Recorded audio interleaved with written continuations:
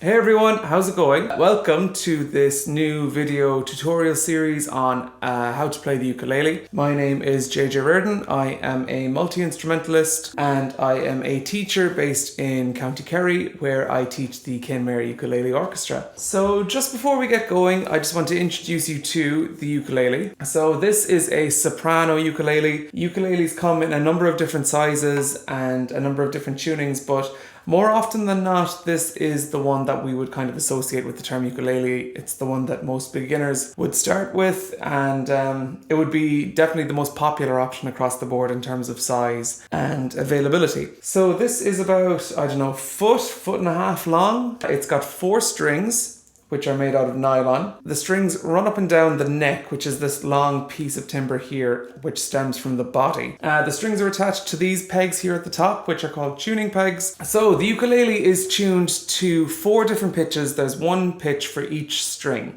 The first string, the one closest to our head, is G. The next string is C. Third one down is E. And the top string, the one closest to our lap, is A. If it helps, the phrase "George can't eat anything" has always stuck with me for tuning purposes. So those 4 pitches.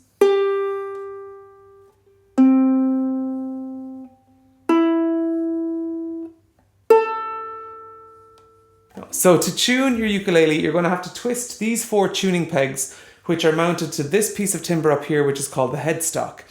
Now, this takes a little bit of practice and a little bit of patience at the start, but to tune your ukulele, if it sounds kind of low for the pitch that you need, like for example, this string here, G, at the moment is, we need to go up to G, we need to get to that note, so we tune it, the string, by winding it up. So you'll hear the pitch going up as we go. And that's a G, I believe. Yeah. So if you need somebody to help you out with tuning at the start, absolutely make use of some friends. Or if you can get a tuner, which is like a top-mounted electronic device, definitely do that as well. So we're going to go straight into this thing. We're going to start playing a chord straight away.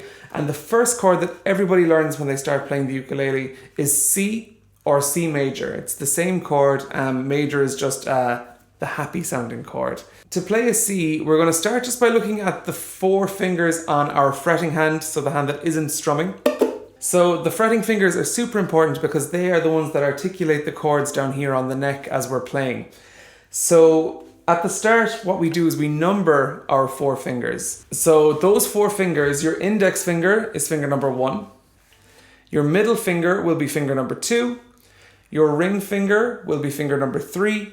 And your pinky will be finger number 4. So to play a C, what we're going to do is we're going to take our 3rd finger. We're going to go to the A string, which is the top one, or the one closest to the floor. And we're going to place that 3rd finger in the 3rd fret. So the first box is the 1st fret, second box is the 2nd fret. We're going to find the 3rd box and place our 3rd ring finger right there. Now, what we need to do once your finger is in this fret is we need to press the string down so that it's meeting the fret, which is this steel band that crosses the neck. So by pressing that string down into the fret, you're going to change the pitch of the string. So before that finger is placed there, it's A. And after that finger is placed there, we're playing a C pitch. Okay? The last thing to do then is once that finger is in that fret and pressing that string down, you're going to take your strumming hand and you're going to play all 4 fingers in one swooping motion like this. That's a C chord. Now, at the start, when it comes to strumming, some people have different personal preferences. A lot of people will try to start playing with a piece of plastic. It's a little triangular piece of plastic called a pick. That's fine, but I think a more ukulele-ish sound is by using your fingers. And at the start, people like to use their thumbs, or they like to use the fingernails on their index and middle fingers. Like I said, it's a matter of personal preferences. You'll find your favorite flavors as you're playing yourself. So what we're going to do now is we're going to place our finger on that C chord. So you're going to take your 3rd finger, pop it onto the 3rd fret, press down, and after a count of 4, we're going to strum a number of C chords. So after 1, 2, 3, and.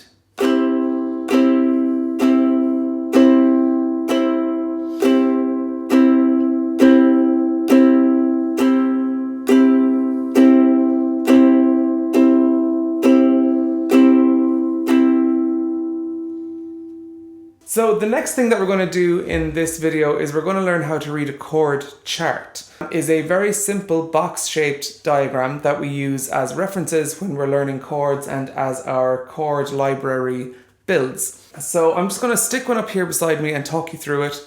So there are 4 lines dropping down. There are 4 vertical lines ranging from left to right, which are indicative of the 4 strings on your ukulele. So the line that's furthest to the left is your G string, the one that's closest to your chin, and the one furthest to the right is the A, which is the one closest to your lap or to the floor. Across the top we have a little black line, a bold black line, which is indicative of the nut, which is this white piece of plastic at the top of the ukulele. Coming down from that nut, then we've got the lines and the boxes that showcase where the different frets are coming down from the top. So usually we don't ever use the top 4 or 5 in chord diagrams. So to draw a C chord in a chord diagram, it's very simple. We're going to place a dot where we had our finger on the fingerboard playing that C.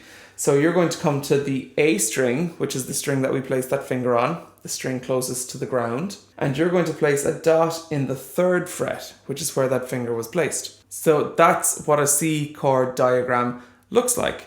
If you want more information on that diagram, we can put the number 3 in beside that dot to articulate that we're using the 3rd finger to play that chord. There we go.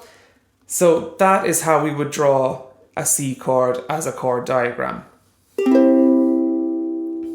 I'm going to give you one more chord in this lesson. That chord is going to be A minor. And I'm actually going to start with the chord diagram this time, and I'm going to pop it up on the screen right here. So what we can see here is that this note is being played on the opposite side of the fingerboard. It's going to be placed on the G string. And we can see that it's our middle finger, finger number 2, which is being used to play this note. So let's try and work that out. So what we're going to do is we're going to take our middle finger and come to the top string here, or come to the string that's closest to our chin, and we're going to find the 2nd fret as that chord diagram is indicating. So here's the 1st fret, here's the 2nd fret. So by pressing the middle finger down into that string at that point, we're going to get an A minor chord. Okay? Now it's super important that when you're playing an A minor, because your finger is crossing or traversing the whole neck, we need to make sure that the other 3 strings are still able to sing their notes. So to do that, you can see here that I'm bridging my finger over the strings so that they're able to ring freely, while this string here is being fretted. The combination of those 4 strings together make an A minor chord. Okay? So at this point, you've got 2 chords in your chord library so far. It would be a really great idea now just to take some time and practice changing between those 2 chords. And a great exercise to do that will be as follows. So what we're going to do now is we're going to practice playing those 2 chords, and we're going to practice changing between those 2 chords as we're playing. So what I'm going to do is I'm going to strum 8 chords or 8 strums on a C chord, 3rd finger, string closest to the floor, 3rd fret. And after 8 strums, I'm going to change to A minor, middle finger, top string up here, closest to your chin, 2nd fret. And strum that 8 times. So try and play this along with me. We're going to start after a count of 4, strumming on a C. 1, 2, 3, and C. 2, 3, 4, 5, 6. Switch, A minor. 1, 2, 3, 4, 5, 6, 7. Back to C.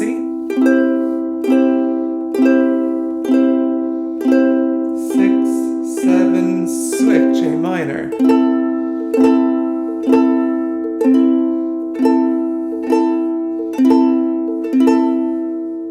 Now, so that concludes our first lesson. So if you take some time practicing your C chord and your A minor chord, and transitioning between those two chords. Next week we'll learn 2 more chords and we'll start to accompany songs with some simple strumming. Okay, so enjoy, keep up the practice, and I will see you next week. Alright, bye now.